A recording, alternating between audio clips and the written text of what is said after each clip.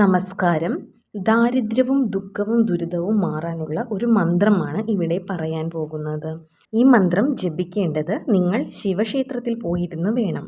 നിങ്ങൾ ശിവക്ഷേത്രത്തിൽ പോയി പ്രാർത്ഥനയെല്ലാം കഴിഞ്ഞ് ശേഷം അരയാലിനും പ്രദക്ഷിണം വെച്ച ശേഷം വടക്കോട്ട് ദർശനമായി ഇരിക്കുക. അരയാലിൻ്റെ തറയിൽ ഇരിക്കാൻ പറ്റുകയാണെങ്കിൽ അത് നല്ലതായിരിക്കും. ശേഷം ഈ മന്ത്രം 108 പ്രാവശ്യം ജപിക്കുക. ഇത് കുബേര മന്ത്രമാണ്.